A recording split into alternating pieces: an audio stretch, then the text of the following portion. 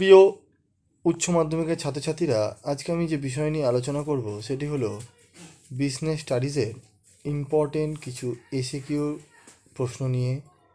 যারা 2022 সালে পরীক্ষা দিতে চলেছ তাদের জন্য এই এসিকিউগুলি তোমরা এর আগেও আমি দিয়েছিলাম টপিক ওয়াইজ, তো আশা করি তোমাদের অনেকটাই হয়ে গেছে। তো লাস্ট মিনিটের জন্য একটু এই প্রশ্নগুলো তোমরা দেখে নাও। যদি কোনো প্রশ্ন তোমাদের আটকে গিয়ে থাকে তাহলে আমাকে কমেন্ট বক্সে লিখে জানাবে, আমি তার উত্তর করে দেওয়ার চেষ্টা করব। তো দেখো, পার্ট এতে পার্ট বি থেকে আমাদের এমসিকিউ থাকে এবং 5টি এসিকিউ করতে বলে। তারপর আমাদের পার্ট সি এবং পার্ট ডি থেকে আবার 7টি এসিকিউ করতে হয়। পার্ট ডি থেকে আমাদের যেহেতু এবারে দুটো টপিক রয়েছে, বিপণন ব্যবস্থাপনা, আর্থিক ব্যবস্থাপনা, এই দুটো টপিক মিলিয়েই তোমাদের 7টি এসিকিউ প্রশ্ন করতে হবে। এবং বাকি যে টপিকগুলো আগে রয়েছে, যেরকম আমাদের প্রথম topic, second topic, third topic নেই সিলেবাসে, 4 নম্বর টপিক পরিকল্পনা, তো এই টপিকগুলো থেকে নিয়ন্ত্রণ, সংগঠন, এই টপিকগুলো থেকে আমাদের 5টি প্রশ্ন করতে হবে। তো মোট 12টি প্রশ্নের জন্য এসিকিউর জন্য আমাদের যে প্রশ্নগুলি খুব গুরুত্ব সহকারে দেখতে হবে সেগুলি একটু দেখে নাও। তো দেখো, প্রথম প্রশ্ন 1 নম্বর, ব্যবস্থাপনা কাকে বলে? What is management? ব্যবস্থাপনার একটি উদ্দেশ্য লেখো। ব্যবস্থাপনার একটি ব্যক্তিগত উদ্দেশ্য লেখো। ব্যবস্থাপনার কয়টি স্তর আছে? প্রত্যেক স্তরের একটি করে কাজ উল্লেখ করো। ব্যবস্থাপনা শীর্ষ, মধ্য ও নিম্ন স্তরে কারা থাকেন বা সদস্য কারা? ব্যবস্থাপনার একটি বৈশিষ্ট্য উল্লেখ করো। ব্যবস্থাপনাকে পেশা বলা যায় কি? ব্যবস্থাপনায় পটস্কপ কথাটির মানে কি? ব্যবস্থাপনার সর্বশেষ কাজ কি? ব্যবস্থাপনাকে বিজ্ঞান বলা হয় কেন? পরিকল্পনা কাকে বলে? পরিকল্পনার একটি সুবিধা ও একটি সীমাবদ্ধতা লেখো। বাজেট কাকে বলে? সমন্বয় কাকে বলে? গ্যাং প্ল্যান কি? কর্তৃত্বের রেখা কি? নিয়ন্ত্রণের সংজ্ঞা দাও। What is control? পরিকল্পনা ও নিয়ন্ত্রণের মধ্যে পার্থক্য লেখো। Difference between planning and control. সংগঠন কি? What is organisation? নিয়ন্ত্রণের দুটি গুরুত্ব লেখো। Importance of control. সম্মুখমুখী নিয়ন্ত্রণ কি? কেন্দ্রীকরণের ও বিকেন্দ্রীকরণের মধ্যে একটি পার্থক্য উল্লেখ করো। বিকেন্দ্রীকরণের একটি সুবিধা লেখো।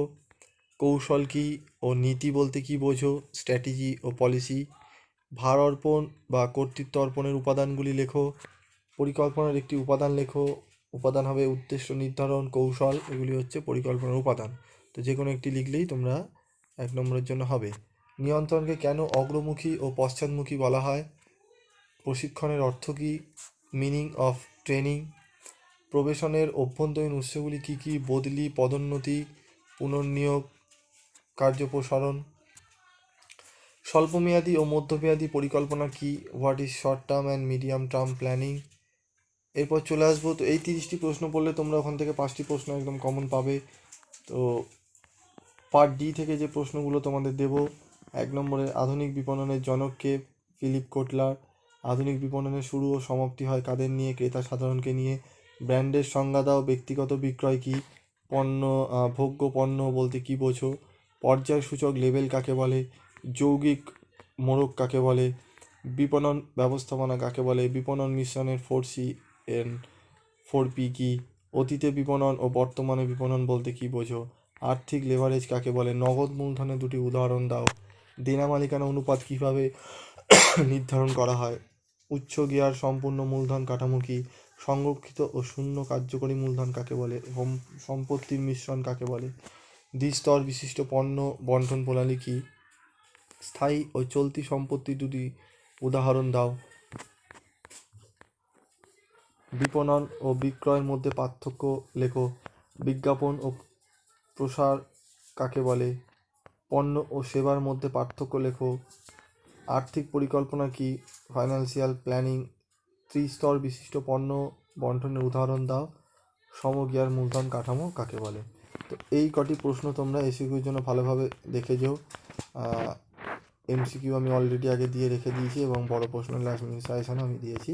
তো এসিকিউটি বাকি ছিল, এসিকিউ আমি তোমাদের করে দিলাম। তো এগুলি তোমরা একটুখানি ভালোভাবে অনুশীলন করে যেও এবং একটু ইয়ারের প্রশ্নগুলো তোমরা একটু ভালোভাবে দেখে যেও।